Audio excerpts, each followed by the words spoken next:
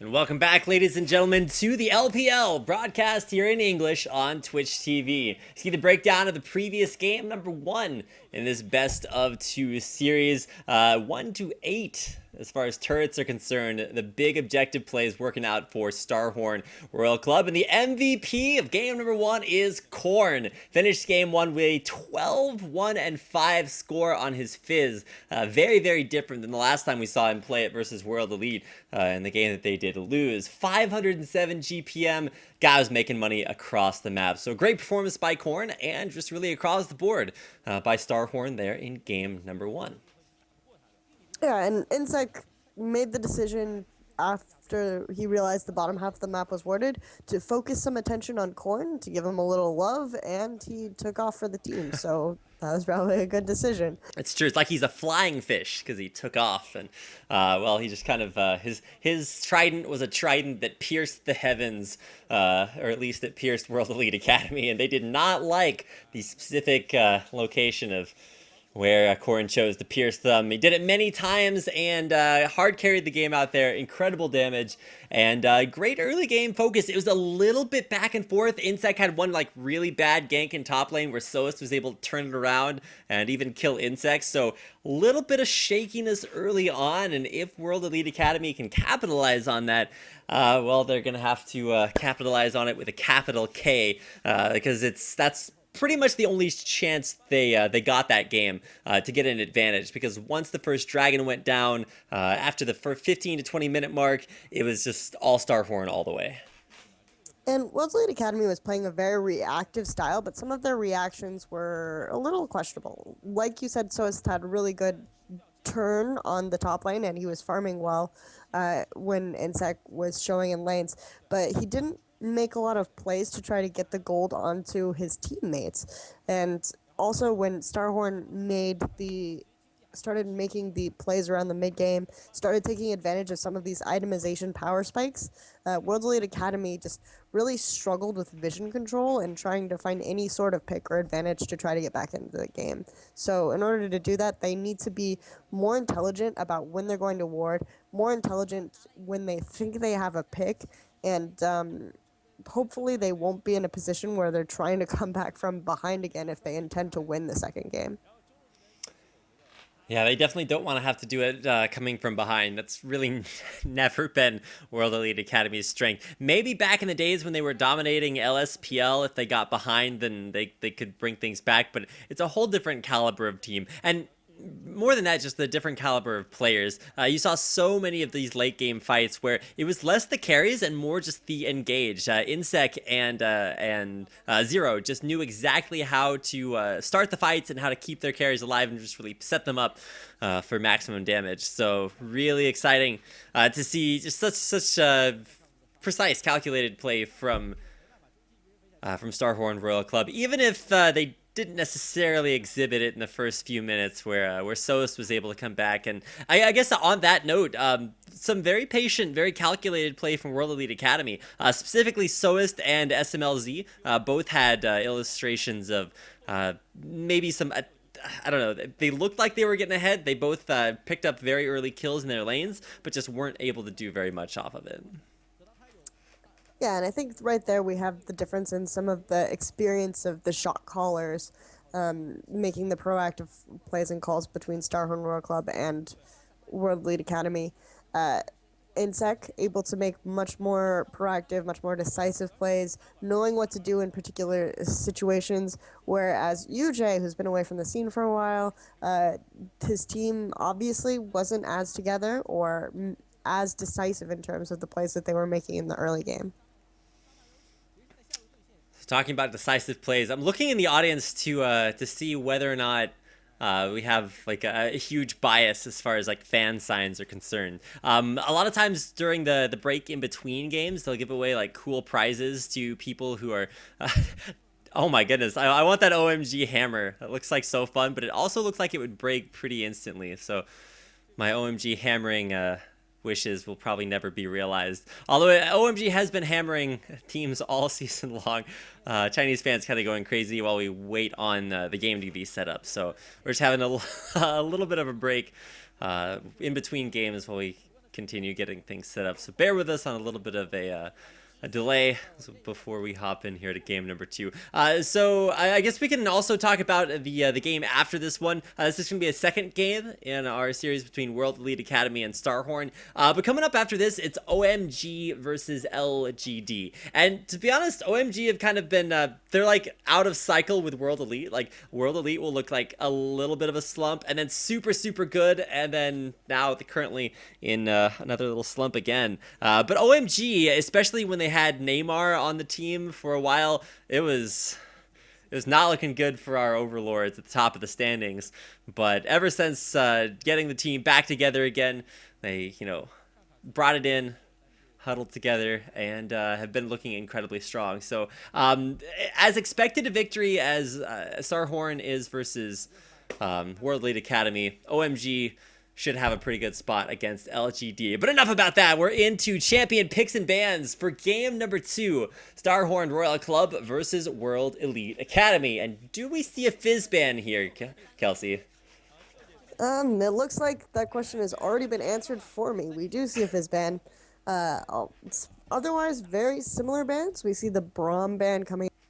Starhorn, though, since they don't have the opportunity to pick it early if they want to, and they might be afraid of UJ's Braum. It's probably a good call by them. If that's what they don't want to deal with, then they're just going to get rid of it. They also get rid of the Ari. The Fizz is eliminated. The Kassadin is eliminated for them, so maybe Zed will be picked by Mickey going forward. And they are going to ban that Gragas, as we predicted early, but the Jax comes out for... Yeah, so with Cola grabbing the Jax there, it's just a comfort pick, and it's actually really strong. It's been banned out against him previously, I think in their game this last week. Don't quote me on that one, but it's first pick Rengar there. Khan is not going to let Insec have that, as it wasn't banned away this time. And last game, there's actually Starhorn that triple banned Mickey. So they took out, this time it's his Ari, Kassadin, Fizz, they're all gone, but he does still have Zed open, and Korn's gonna pick Yasuo. So if he wants to go Zed, that is probably his best option. Mickey is hovering over it. Does he lock that in? It looks like it is gonna get locked in, and SMLZ is actually gonna take UZI's Lucian away, but that leaves almost everything up. UZI can go Ezreal, go Tristana, Kog'Maw. It's all out there on the table. Right, and there's really no point against banning the AD carries against any of these guys. They're able to play a lot of different things pretty well. We see, the Yasuo might seem a little bit curious when Zed is left open, but has been really the one champion that Korn has really been able to go off on before today. He had has had a couple very strong games on Yasuo, and it's usually banned against him, considering some people think of him as a bit of a one-trick pony. So we'll get a chance to see that again, and maybe it'll be successful for him again today. UZI, though, hovering over the Kog'Maw.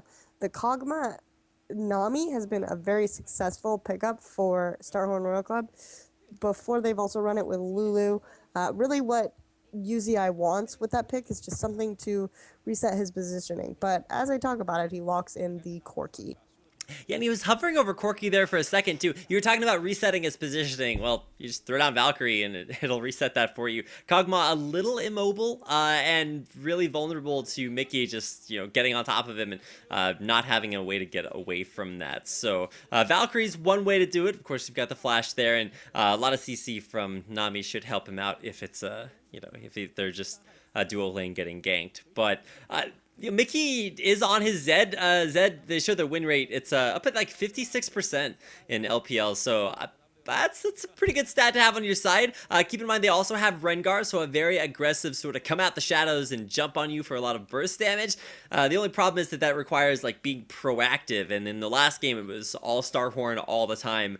They were the ones shot calling and making these big plays. So we'll see if World Elite Academy can get out to a very strong, snowbally early start, because they definitely have the team composition to do it. And when they have been proactive, Mickey has been a huge part of that, especially on Zed. He tends to roam. He tends to look for other places to make an impact. So it will be interesting to see how that dynamic works out now, especially since I believe the situation was reversed in last game when Corrin had the Yasuo counter. So the shoe is on the other foot. It's true, and we'll see exactly how well that shoe fits on the other foot. I've never actually understood that, because when you put the shoe on the other foot, like, that's like a right shoe on a left foot, and it's just not going to fit very well. Although I guess it is referring to putting it on a different person's foot, so maybe my understanding of American idioms is just completely insufficient. But this is going to be our intro into game number 2 of this best of 2 series between World Elite Academy and Starhorn Royal Club. And following a brief introduction, we'll be hopping into game 2 here in just a second. World Elite Academy struggling on the verge of defeat. They've picked up somehow 3 points. They're looking to make one more come their way. But if Starhorn Royal Club take this one down, they'll skyrocket from their almost permanently 4th place position in the standings all the way up to 2nd place, putting both EDG and World Elite below them and snapping at OMG's tails. Of course, OMG will have a chance to distance themselves again with our 2nd game of the night. But here we are, coming out into game number 2 between World Elite Academy and Starhorn. And Starhorn Royal Club, part of their success last game, we talked about how they make very high risk, high reward plays. But part of their success came from the fact that they had very good early game wards. They weren't going to make these really risky plays that causes them to lose early. They waited for a good time to put pressure on the map and to gank. So if they can put that off, but there's a little bit of a skirmish in the top lane. Not much seems to be resulting there, though. Yeah, we saw the same thing last game. It was just sort of the most inconsequential battle of the entire game. Insec and Soist actually had a dance-off last time, and Insec missing the Sonic Wave. Just going to go back and hide on Bush again. So we'll see if he wants to throw down some dance moves a little bit earlier. But as far as game number 2 is concerned, if you take a look at the team comps, and this is something somebody else pointed out to me, Starhorn, they are an all AD composition, but Corki and Jax both deal a ton of magic damage. Where if you look at World Elite Academy, they're all attack damage, and nobody deals magic damage. I mean, maybe some from Khan's ultimate, and then Thresh deals a little bit with the box. But other than that, it's just going to be all armor all the time for Starhorn, and a big timer put on World Elite Academy. If they can't get the snowball rolling, they just aren't going to have the damage late game. And as we mentioned, both these teams are very snowball-oriented teams, so they might just be saying, okay, we're not even going to risk our poor early game strategy and just hope that we can all in on this early game here.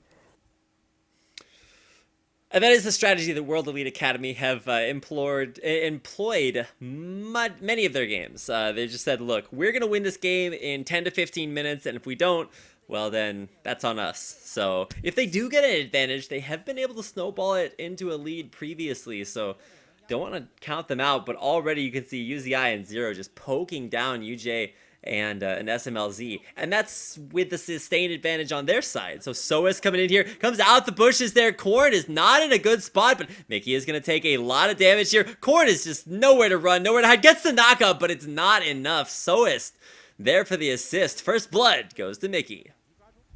Right, and so we see the reverse, like we said, of what happened before. They're taking advantage of the fact that they do have a counter advantage in the mid lane. But bottom lane, SMLZ gets bubbled up, blown up. UZI with a phosphorus bomb, taking him down off of Zero's. Just perfect coordination there. Just throwing the bombs, the bubbles, all the bees at World Elite Academy, picking up the kill of their own. Yeah, and we talked a little bit about how, in terms of player skill, Zero is going to be a very commanding support to have in the lane. So they saw where the jungler was, knew they could be aggressive. UZI and Zero have both said that they really like to play aggressively, and they took advantage of the enemy jungler being in the mid lane to press really hard and even out the kill score. And just like we saw in game number 1, Soist is a remarkable jungler. Like, even in his patience or just in his sense of timing. And to be honest, that was half Soist being really good and half Corrin just choosing an absolutely terrible time to engage. Had no ward coverage at all and just didn't know where the Rengar was going to. He actually did that at around the 3-minute mark, which is the traditional gank timing after you take both buffs. So just a really ill-advised choice for timing on that aggression. So Mickey's picked up the double longswords actually after a Doran's shield start. Traditionally, you'll see the blade there too. I'm guessing he just went the shield to deal with the critical strikes from Korn early on. Yeah, and Zed's starting items aren't necessarily the best choices. He doesn't do that much auto attack focus, so Doran's shield is a pretty good pickup for him as well. And actually double Doran shields. You can see one down there on UJ. So that's actually really interesting because you will be at a gold disadvantage against Zero, who picked up that from early harass. But he's going to have to sustain through this. Soist actually coming in behind the turret here. We'll see if Korn... Wait, okay, just coming in for a brief tour. A little bit of nostalgia there. Insect still looking to get in range, but can't find any initiation vectors. So no ganks for either junglers. Gonna be a little bit sad right now. Wait, no, Soist is going in again. He's camping out behind Korn. Korn can't get too close to his turret here because Soist is just gonna come back behind him. Opts to steal a little bit of that CS out the jungle, but putting on a lot of pressure mid. Yeah, and it looks like Soist is just really wanting to make something happen mid, but they might catch each other out in the rift. Yeah, Soist is going to jump onto Insect. They're both very, very low. Insect should have the advantage because he has red buff over the blue buff from Soist. But still, neither jungler really wants to go in and risk that just due to the potential outplay potential. So UZI and Zero putting on the pressure again in the bottom lane. Advantages as far as those early kills go are being realized. You can see a 10 CS advantage bottom and pretty much the same thing mid. Oh, another bubble going down onto SMLZ. Tries to turn the damage back, but it is just not enough. Zero and UZI, you can just tell the synergy. Like, they are looking good. Yeah, and it looks like when Starhorn World Cup has finally found this ability to put pressure on different parts of the map or understand different parts of the map, when they realize that Soist is going to be pressing a lot of pressure on mid, they need to make up the disadvantage Korn is experiencing, and so they're going on the bottom. But Soist might be learning and looking to rectify the situation, or he could just take white and back. And keep in mind at the beginning of the season, like week 2, week 3, oh no, they're gonna, okay, they missed the bubble, but they have the damage anyway, so can't get near the bushes to ward. Famous last words of a whole lot of supports is, I was just warding. And a little bit of a mistake there by UJ. Didn't even flash in time. Didn't have the time to. So SHRC, they pick up another kill in the duo lane. And like I said, early on in the season, there was a lot of questions for Starhorn. It was, will the Korean players be able to adapt to the language difference? Oh, SMLZ, what are you doing? All right, he is alive? But for how, wait, what,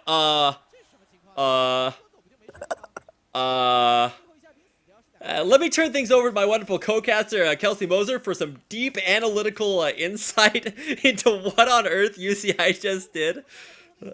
I feel like that was just UCI being UCI. That's what we were so talking about true. earlier. Yeah. I need to overcommit a little bit. He saw an opportunity and he really didn't want to let it go. But in general, they're being very aggressive, taking advantages when they can. I feel like it's a little bit anticlimactic to play-by-play right now, just because as soon as someone dies, they blow up. So just say, oh, yep, that happened. That person died. It's true. In the immortal words of Corky, UZI was nothing but a whiskey delta. Insect top lane waiting for Cola to get jumped on. He jumps in and commits, but Khan is pretty aware something's up. And I don't think Soist was scouted out on his trip to top lane, so they don't know the counter ganks there. But with mid MIA, you can see Korn's already pinging it. They know something's up, and Soist actually gonna go right over the wall. Insect gets exploded, and now it's actually Cola with a death mark on him. Will he pop in time? No. He survives, but Insect, man, where does health bar go? World Elite Academy come up top with a very aggressive play. Right, and as you said, it's a little bit curious. It might be that it was too late by the time they heard word from Korn that mid was missing for them to back out from there, or maybe a little bit greedy trying to protect that tower. but they should have known that it was a bad position to be in with the mid missing, with no vision on the jungler. So, and still Insec waited, tried to camp it out, tried to get. I feel like this is the other Starhorn Royal Club that we talked about at the beginning of the broadcast. Yeah, that's true. Kind of the Starhorn from like the middle of the season. Like they came out really strong. Like Insect was a monster, and they hit this really big slump. So not a whole lot of believers in SHRC, but they looked really strong in game one. Maybe a little bit weak early on, but I mean we're only 10 minutes into the game, so. We have been making these big plays, specifically Mickey on a very good champion, but the Dragon's Rage right into last breath. Oh, Mickey, you're so fine and dead. Right in beautiful combo from Insec, blowing him up there with Corn. And yeah, that was a really good place. They saw that there was a bit of an overextension from World's Elite Academy. He was in the area. He didn't even really care about the wards. He found a good angle to be from where he didn't think that the wards would be, and just used intelligent positioning, an idea of where World's Elite Academy might place the wards to get the gank there. Right now, though, World's Elite Academy still has a slight gold advantage, so they're going to be wanting to rectify some of these kills that they're giving up. Maybe change up where they're placing their wards. Yeah, and really, if you do look at their wards, they have 2 wards out. Okay, they have 3 wards out on the map. Wait, do they? Yeah, I think it's just 2. 2 pink wards, mid and then top lane. But top lane, it's there's a regular ward on top of it, so I don't think it's a big mystery.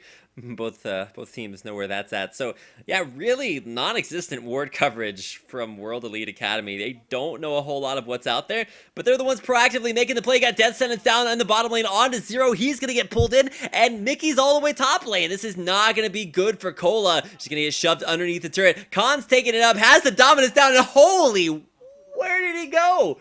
Cola disappears in the top lane. Insect's there for moral support, but once again, he's on a ward. That Tri-Brush is not Insect's friend. Top turret goes down. 2 more kills coming World Elite Academy's way. And as we mentioned before, Mickey, on a champion, he's more comfortable. On a champion that's more mobile, able to make plays around the map, he's kind of making up for some of the more reactive playstyle of Soist right now by making these plays, by finding these kill advantages where Soist can't necessarily do so. And Soist is able to, Insect going in to harass him a little. Oh, but he misses the Sonic Wave. Soist was dead there. Insect did have his Dragon's Rage up, so even through the extra heal that Soist would have gotten from his Battle Roar, it just wouldn't have been enough. Now, Mickey is, for some reason... Okay, well, Insect is not where he wanted to be. He's gonna pop from the death mark. Is it enough damage? No. Mickey gets out of there a little bit early, but didn't want to die to Corn and give up his killing spree. That was really intelligent play by Insect to wait for... Okay, a little bit of intelligent play there by Soist too, jumping in. Once again, Soist's ganks this game have just been incredibly well thought out, from his level 2 gank, or level 3 gank mid, to his roam to top lane. Every single time, he's just making him work out. 4 out of 6 of the kills he's been a part of, and has set his team up very successfully. Most importantly, Mickey, like, they've been just like running around together, 2-manning just about everyone. It's been working out incredibly well starting this early game snowball.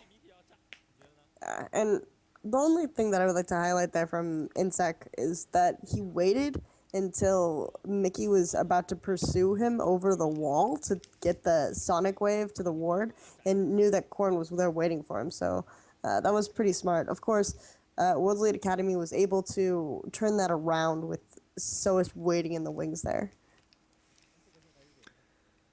And waiting in the wings, something that Soist, even in game number 1, he did very effectively, able to turn that very early gank around onto Insects. So I feel like this game is really more World Elite Academy style, just like big, super hardcore early game, roam around the map and just blow people up. And it's a strategy that will work for a while, but it's not very it doesn't have a lot of success as the game goes on, unless they just pick up a million kills. Zero looking, oh, the mega super mega death big one rocket thing. Is UZI gonna turn this one around? SMLZ goes down. UZI with way too much damage down there, but now the death mark in on Nicola. He is one dead Jax, and even though it's cool to watch UZI make a big comeback in the bottom lane, World Elite Academy will pick up their second turret of the game, and there's nobody to stop them from continuing the push. Like, who is going to come bottom and stop these three guys from pushing in? The answer is no one, but they back off instead of pushing. We'll give up the dragon. A little bit of a questionable call. I feel like they don't, again, the ward coverage is a big issue. They don't know where the rest of Starhorn World Club is. They have no idea that they're on the dragon. So they were afraid of maybe the reaction from them, so they decided to back off the turret. What we're seeing right now, though, is that they don't want to deal with UZI and Zero in the bottom lane and the lead that they have amassed, so they're putting pressure on other sides of the map and hoping that their leads on Khan and Mickey and Khan's already ulted. He knows he's going in there. Gets the flash. No stun. Perfect flash distance there from Corrin. But really, it doesn't matter how many flashes you blow. The mission is accomplished. Third turret of the game down for World Elite Academy. And really no potential for Starhorn to bring the turret lead back pretty much anywhere. I mean, maybe if Cola sits top lane for another 5 minutes, he can finally make his way up at the top, take the top lane turret, but otherwise just great pressure. And I hate to use the term, but big rotations from World Elite Academy. They take down bottom, rotate mid, take that turret, and now they might be looking to put on some extra pressure to the bottom lane. Or they start top, rotate mid, and now they're bottom. Right, and them rotatos, right? But they just popped the Dominus, scared Corrin off, were able to get that mid turret for free. It was okay to burn the Dominus for the mid turret. That was totally a trade that they wanted, so. Now World Elite Academy. I feel like they always underutilize their potential. Like, they didn't push down the top lane turret and inhibitor.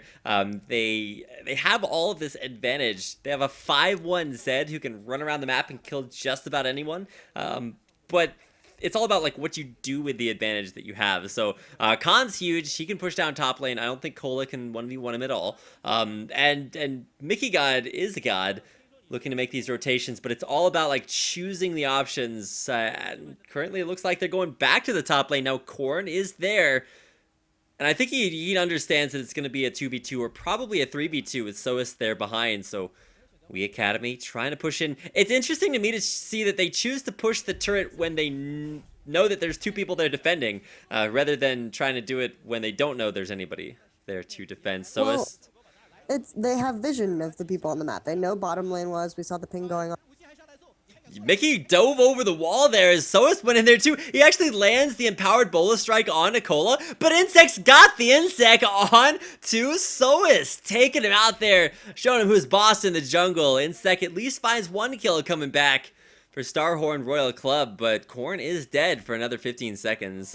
Tidal Wave attempt at an engage, but nobody from Starhorn there to follow up on anything Insect had. So 1 for 1 there. A nice pick over the wall by Soas jumping onto to Corrin to take him out, but ultimately it is just a 1 for 1, and WEA Academy unable to push into the base. And they're really trying to pressure where their advantage is on the map, but they need to take some of that gold lead and spread it to the bottom. They don't want to deal with UZI and Zero right now just because they're so far ahead, but if they're going to group up anyway, they might as well place some pressure in the bottom lane and see if they can turn that situation around a little bit. It's not even that terrible. Yeah, both teams actually have a completed item. We have the Trinity Force versus the Infinity Edge, so we have a large completed item. SMLZ sort of forewent the early boots so that he could stay caught up with UZI and itemization, so it's not even that bad of a situation in terms of that. So they need to go ahead and try to spread some of that pressure instead of keep making those plays in the top lane, where they're going to get much more easily caught out by diving into the base. It's much more fortified there, much harder to get that objective than, say, the first tier bottom lane turret. Oh, but Insect's gonna get a sneaky ward hop over the wall. Khan actually dodges away from Insects, but might be looking to turn this one around. He's got Soas coming in from behind, and immediately you can see SHRC, they're just like, hey, we can try to make a play here, but they're just not in time. Soas did use his ultimate maybe a little bit ahead of schedule, but are Starhorn too far out of their base? Jump in there, and the bola lands onto Insect. He will safeguard his way back out, has a wind wall to keep him safe and sound. But he's actually, wait, re-engaging onto this? I don't know about that. Soas got the damage to put back on, and just look at Mickey, even with the last breath there. Oh, a bubble's gonna land there, and UZI could go all the way. He's riding the wave way up the wall, and with a, what is that, 2-3 kills his way? Cola's cashing in on the kill train. SHRC, a beautiful turnaround on the World Elite Academy. I don't know what it is. It's like they are hoping that if they ignore UZI, he'll go away. They ignored him during the laning phase. That when he was there doing damage, they stayed fixating on Insect, which is exactly what Insect wanted there. UZI was just able to continue to do damage really uncontested, and almost him and Zero almost single-handedly turned that fight around. And oh, he's actually going in onto Soas. Does he have the rockets there? One more, and the phosphorus bomb, he gets it! UZI dove double turrets to find that flashes back out to Zero. The bubble from Zero too. Like, oh my gosh, Starhorn are 2v5ing at this point. UZI, that's classic UZI. Diving double turrets, picking up a kill in the jungle, and Zero's right there for the backup. Yep, Zero's always there to hold his hand when he gets a little too far forward there. Oh, and now Insect goes in. There's a teleport in from Cola. Bubble lands over the wall, but it's on to Khan, the tankiest member of World Elite Academy, so he'll be able to stay alive through this one. And survival of the fittest. Renekton is a pretty good predator, but UZI's got a plane that's shooting missiles, a little bit more advanced, and a little bit further ahead as well. And they are going to take a dragon off of that, able to stay objective focused, but World Elite Academy hovering around, seeing if they can get something to happen. Just too far scattered, don't have knowledge of the area. And they're spam pinging on the mid, so they at least know that they need to put this pressure right back out on the map. They have a minion wave there, so they can take this turret down, and I believe they'll be able to relatively easily. Soist scouts out the rotation from Starhorn, and actually might not be something. Insect is always looking for an opportunity to engage. He and Korn gonna be dive buddies right now, looking for the sonic wave. Can't quite find it. So Starhorn do force off World Elite Academy, keep their second tier mid turret alive, and now they're actually the ones starting to put the pressure back onto mid. And it looks like they knew the correct call to make. They knew they couldn't go for that dragon, and they immediately started going towards the mid lane turret, but they were really slow sort of to make that call, slow to react. They were trying to regroup, and Starhorn Royal Club is just turning it around on them. They rescattered their grouping. Again, when they start to fall behind, they're not... Nice play back as Mickey's going to go in there, but he's actually going to go down. Just one last hit there, and Korn does not survive. He dies off to the side. As World Elite Academy, they trade off a 2-for-1 off of a little bit of an overstay there from Starhorn. Just a perfect flay from UJ starting the fight off, and Khan coming in there, Mickey with the damage to finish it off. Another team fight in favor of World Elite Academy, just kind of punishing Starhorn for overstaying their welcome. And a little bit of the patience and scattered play that I was criticizing there actually paid off when they were able to regroup, sort of back off from the turret and regroup and get those couple of kills. They need to keep a little bit of gold. They need to try to reclaim the advantage before they start making these decisive plays. Again, their ward coverage is suffering. Their decisiveness in the late game is pretty obvious. So let's see if... Wait, okay, Soist and UZI. Soist has the engaged potential here, like he can keep jumping and juking through the bushes, but UZI is just so farmed at this point. 5-1-4, Trinity Force and almost the Last Whisper, and he's versus a jungler that has like a Pharaoh Flare. So I don't think there's really a contest down there, even though Soist might have tried something. Backs off safe and sound, and is content to be patient. But that patience is only going to last for a little bit longer. We're 23 minutes into the game, and World Elite Academy's team comp has a timer on it. Like, I don't care how many 6-3 Zeds they have. They're all physical damage, and you're starting to see chain vest after even the armor boots on UZI with a ninja tabby. The armor's starting to come out, and that is going to be a very good way of dealing with World Elite, even though they may be a little ahead. Right, and they aren't anymore. The gold lead is pretty evened out, and they're even a little bit behind, about 1,000 gold at this point, which isn't that significant, but they are. SHRC baiting it out. They land the Frost Queen's claim, force the flash out. There's the tidal wave. Nice dodge out with the relentless pursuit. So WEA Academy actually, no, they're gonna find a pick on a Cola. He's way out of positions, trying to rejoin the team fight. Can't make it there in time, and WEA Academy with a nice pick. Set up a 4v5. What can they do off the back of that? Yeah, they're going to go ahead and try to push on the mid lane or back off. They don't want to try to pressure the advantage too much. If I were them, I would have tried to maybe go clear out the Baron vision with that. Use that advantage just to get a little bit of vision control there, because it's something that they're really lacking.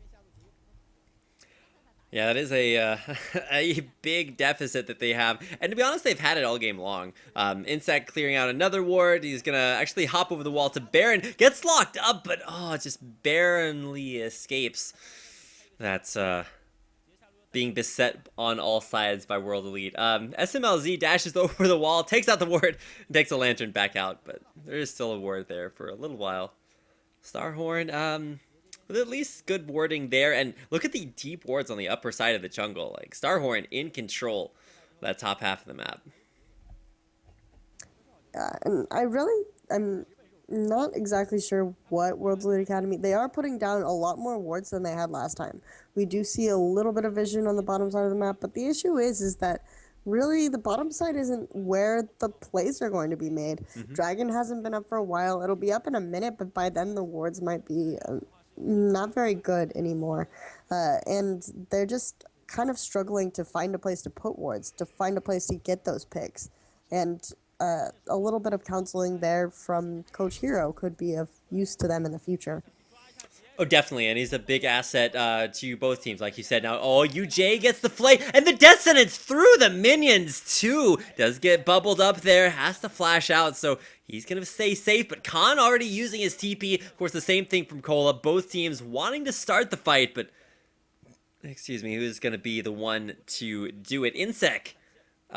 It's been looking incredibly aggressive, almost too aggressive, but he actually is going to get jumped in by Soas, jumped on by Soas, gets the dragon kick right into the middle of the fight, Insect, but look at UCI, he's over the wall, death sentence, and the death mark, rather, over the wall to find him out there. Zero is already down, but so is Soas, and UJ is going to be the next one to fall, as UCI just dunking through just about everyone. Insect wants to try for this, but, little overzealous there. He wanted the Sonic Wave on a Khan, but wound up jumping right into Mickey. So not the place he wanted to be. But 2-for-2 exchange overall. I feel like Starhorn Royal Club is forcing an overzealous use of the word overzealous, but that was pretty good positioning by UCI there. Like, they managed to get. Wait a second, Mickey. They just want to throw away all the compliments I'm giving. UZI it's the caster's curse, I told you. Had pretty good positioning that fight. That he used the terrain intelligently. He stayed in the back. I was able to get the 2-for-1 initially there. That Insect and UZI eventually got caught out and lost, but it was still initially a fight in their favor. But it looks like Little Elite Academy is reacting very well towards this dragon movement by Starhorn and is going for the Baron, but do they have enough damage and enough time to pick it off? Well, Korn went in a little bit ahead of schedule. Mickey is burning down from Ignite, but the rest of WEA Academy can stay in the pit and finish off the Baron, while Khan zones everybody out. Korn went in way too early. He got a memo nobody else received, and even though Mickey was low and ignited, he didn't die. And WEA Academy, just like, okay, just they forced the play and forced Starhorn Royal Club into really screwing up there and only sending Korn in. Especially painful is watching UZI face check and die for free and setting that entire plan into motion for WEA Academy. And as we mentioned, World's Elite Academy has been a much more reactionary team. And so when Starhorn Royal Club is making these mistakes, giving up these free kills, being on the wrong side of the map when Baron is in play, they're able to capitalize on it fairly effectively, and they did take out that Baron. So with any luck on their side, they'll be looking to capitalize on these mistakes going forward. But maybe Starhorn will shore up, and they won't see those openings going forward. They just have to make good use of this Baron. I feel like being a fan of UZI is like being a fan of like CLG sometimes, where you're just like, damn, this guy is so good. He's making these crazy 1v2 plays, and then like bottom lane he walked under turret and died, and top lane he face checked into his set and died and pretty much gave World Elite Academy Baron. So I mean, off of UZI come Starhorn's wins and losses, and keep in mind this is a big win for Starhorn because they get 2 points for this win.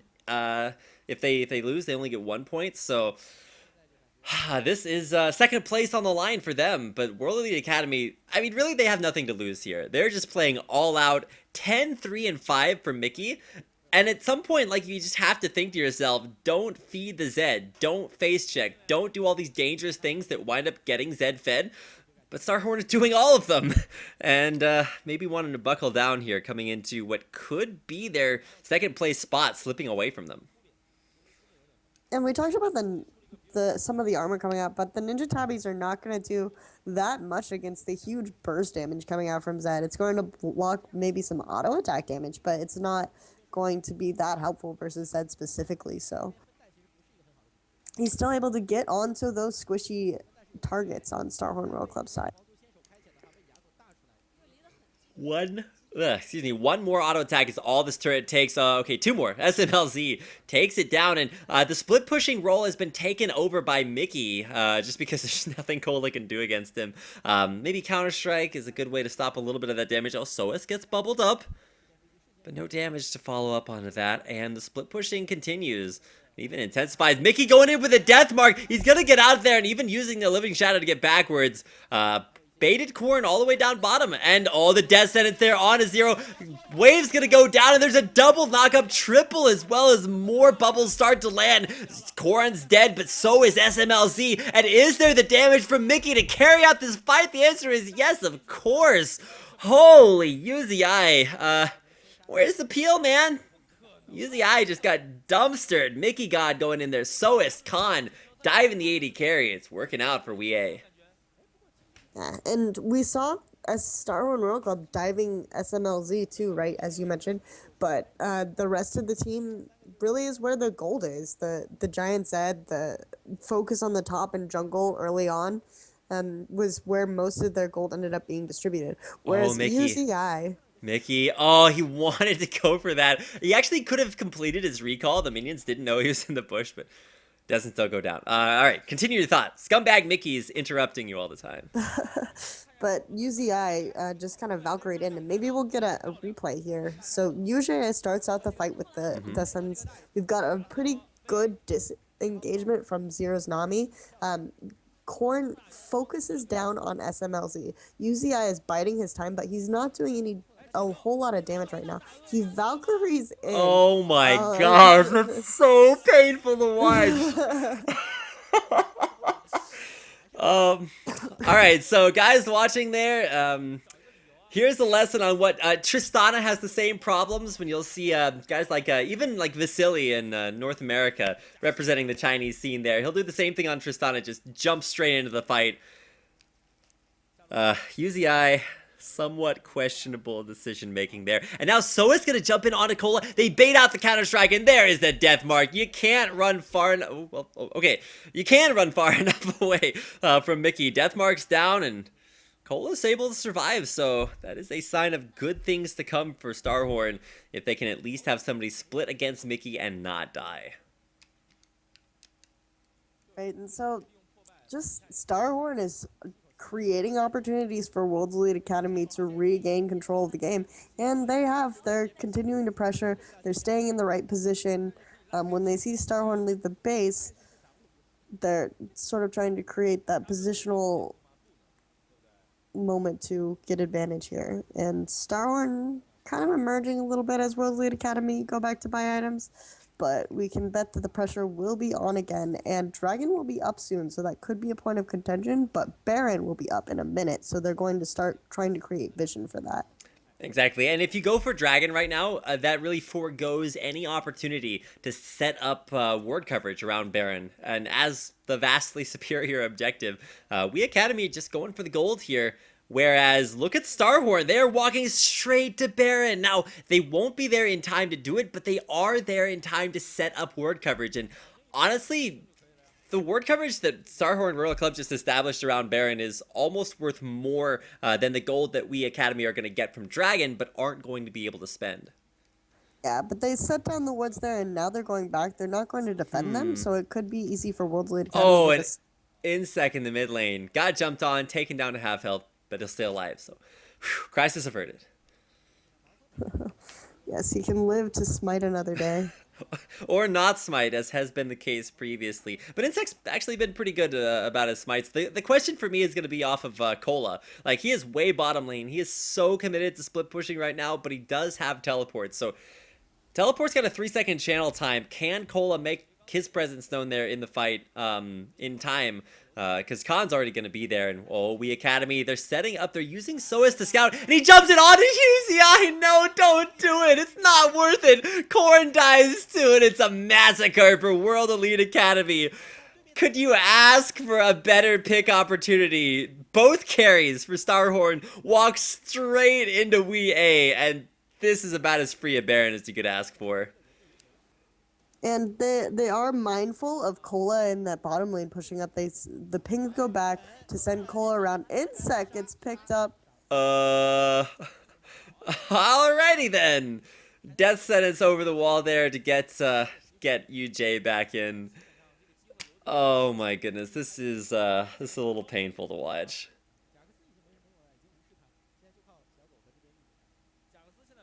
Khan is walking down bottom lane. I mean, okay, so let's desperately try to be a Starhorn fanboy right now. Cola was split pushing. He took down a second tier turret bottom lane, so I mean that's mission accomplished for him. Split pushing worked out great. Only problem is that literally nothing else worked out great for Starhorn. They give up 3 kills onto both their carries, and the Baron buff here for World Elite Academy, their second of the game. And all that ward coverage that Starhorn put out there, they literally put it down and then gave it all back up again. And then off of a huge pick onto Uzi, they snowballed that, caught Corn out as well. I almost think that World Elite have like a hidden Sivir passive with how quickly they're able to make these catches onto carries. Or more that Starhorn Royal Club, just, I don't know, 0... is about the number or the amount of like vision control that Starhorn are exerting right now, just having their carries face check bushes. And technically, the decisions that they made in response to the picks were intelligent. Starhorn Royal Club had Cola push to try to get something off of it. They had Insect try to prep to steal that Baron, but a ward by World Elite Academy was useful. Insect pops from the death mark, actually goes back in on a Mickey. Can he find it? He goes back in with the living shadow, but it's not enough. And now it's actually World Elite. They're going down 1 by 1. Does Khan have the damage to find at least 1 kill? Sure, Insect's dead, UZI's dead, 0 survives, and Corn's still there. But a nice pick. SMLZ and Mickey are both down. Can World Elite Academy still push off of this? Khan is ridiculously tanky, but Cola, Corn, they're both there, and they both have damage. So World Elite Academy are forced to disengage. And that was a sloppy fight kind of on both sides. Again, both sides very rigorously targeting the AD carries out, trying to get them down as soon as they see them, as soon as they make contact. And after those AD carries get eliminated, both teams make the decision to disengage. They don't want to tussle anymore. It's too risky. The riskiness, I feel, at least for...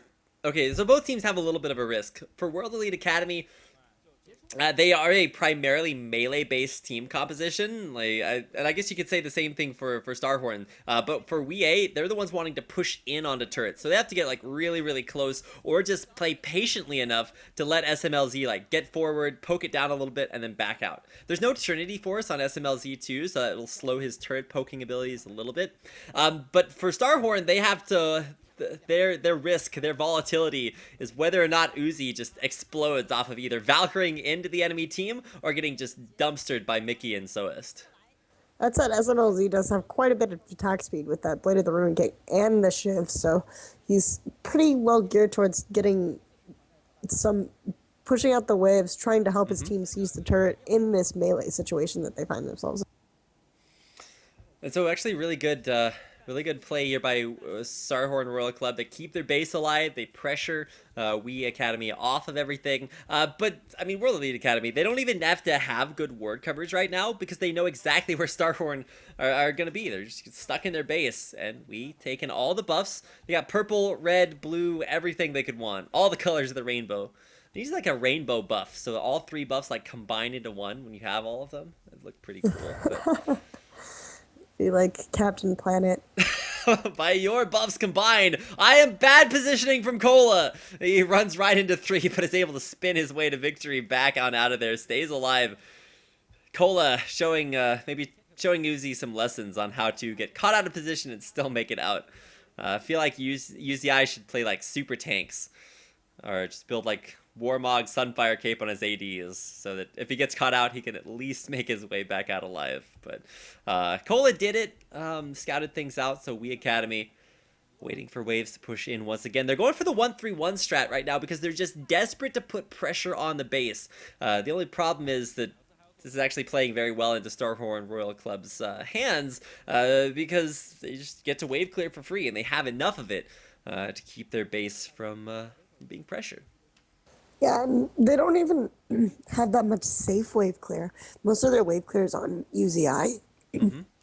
So they're just being very intelligent about staying in their base, about making the right movements around the base. And World Elite Academy, honestly, isn't even pressuring that much. They seem, again, to show a little bit of their indecisiveness right now. And their Baron buff is gone, so they're a little bit unsure what to do, and they might just wait out for the next Baron to spawn. Right, the Chinese observer pointing out that Starhorn Royal Club has just spent all their money. They have dumped everything that they have, all their gold, and they are as strong right now as they're going to be for the next long while. Whereas World Elite Academy are sitting with 1,000 to 2,000 gold on almost every single member of the team, with the exception of SMLZ, who just comes back to base after having spent all of that on some extra armor. So WEA Academy, they need to back off. They need to set up pressure around this Baron because honestly, I think they're going to have to take Baron again if they want to close out this game, and they're certainly going to have to back off and spend their money. Otherwise, they will actually be a little bit behind Starhorn Royal Club, who have managed to keep it close in gold. Like, they're still at a 10,000 gold disadvantage, or 9,000 gold to be fair. But at this point in the game, like, you're 40 minutes in, there's 60 to 70,000 gold on the board for both teams. So they still have the items that they need to be able to still try to carry this out. And I do want to point out that they have a 6-item Zed and an almost 6-item Renekton next to Starhorn's Jax, which is a little bit behind in terms of, he does have some very expensive items, but still not near the amount of gold that Khan has. So they want to be able to sort of make plays and take advantage of the item disadvantage while it still exists on the side, because pretty soon Starhorn Royal Club's Corn is going to be caught up to Mickey, so they want to take advantage of it now. And this is actually something really good to point out. Khan is ridiculously strong right now, and he actually went back to base and starting to change up his itemization a little bit. Bought double offensive items and then nothing but armor. So he is going to stay alive no matter what. But World Elite Academy, yeah, no contest of that Baron. And to be fair, it's actually really smart of Starhorn not to contest that Baron, because last time they even walked out of their base when World Elite Academy was doing Baron, they lost both their carries and their junglers. So gotta keep it safe, stay in the base, and just gonna weather the storm. It's gonna be incredibly hard to deal with. You have 17 stacks on Soest's Bone Tooth Necklace, so even that is going to make him very strong. He has Warmog's Thornmail. Top lane, you have Khan with Sunfire Cape, Thornmail, Randuin's, Ninja Tabby. Like, this is just ridiculous tankiness from WEA Academy. But it's not to eclipse the damage that Starhorn Royal Club have with all of their itemization. So you're really looking towards UZI. He's got the pokiness, the wave clear to stay back, but that's really not what he's been doing. He's been running into bushes, he's been Valkyrieing in, he's been going in every single chance he gets, and that is just not going to cut it here. But oh, Corrin gonna jump in there onto Mickey God, doesn't want to fight him, so just Battle of the Blades of the Ruined King. But with all that pressure top lane, WEA Academy, they're setting up for a push in on the bottom base turret. They take it down below half. It'll start to heal up, but Khan can just walk forward. Like, turrets don't matter anymore. World Elite, they crush through the bottom half of the base. They're onto the inhibitor. Can Starhorn fight them? They're onto the inhibitor. They're taking it down, and now World Elite, all they have to do is get away. Insect, where's the kick you're looking for? He can't find it. He gets the Mikhails. He's able to escape, but just look at the damage coming right back at you. Starhorn are gonna start to drop. There's one down. Khan's dead. Corrin's dead, and Cola's dead, rather, not Khan. Khan's very, very healthy, very far alive, and it's World Elite Academy who will be able to take down game number 2 versus Starhorn Royal Club. They've denied Starhorn their chance at second place and have picked up a game off of one of the top 4 teams. They're not quite Young Glory, but they are very glorious here in their second game victory, and it is a win for Starhorn, or for Starhorn in game 1, but for World Elite Academy here in game 2, who will split their best of 2 series in somewhat surprising fashion. And again, what we saw from both teams stayed true to the second game. Starhorn Royal Club wanted to make these very proactive plays, but they started to continuously make mistakes, and World Elite Academy was able to just capitalize off these mistakes effectively by taking Barons, by taking kills, and then eventually the tower and inhibitor. It is worth noting that we pointed out the fact that there was a huge attack damage composition coming out from World Elite Academy, and so Starhorn could just build that armor. But the armor items, the Randuins, almost every single person had a Randuins by the end, but those items just came out way too late, and by the time they did, Mickey already had 10 kills, so it didn't matter as much as it could have had those items come out earlier. And that is going to do it for our first best of 2 of the night. Now, there is an extended break between both series, just to allow for games that go incredibly long. So we do have about an hour between these games and the next series. So if you want to take a break, then do so, but come back in 1 hour for our second best of 2 of the night. It'll be OMG facing off against LGD in a best of 2 to close out the evening. This is the LPL broadcast in English on Twitch TV. I am Rapid. I'm here with Kelsey Moser, so I do want to thank her for joining me as a special guest here for tonight's games. Do really appreciate the presence, and one of the big thanks to everyone who watches LPL, even if you're new to the stream, if you're a regular watcher, thank you so much for coming out. We'll be right back in about an hour for OMG versus LGD, so stick around, stay tuned, or come back in 1 hour for our second best of 2 of the night. 是我踏入职业殿堂的第一步，用努力证明自己的实力。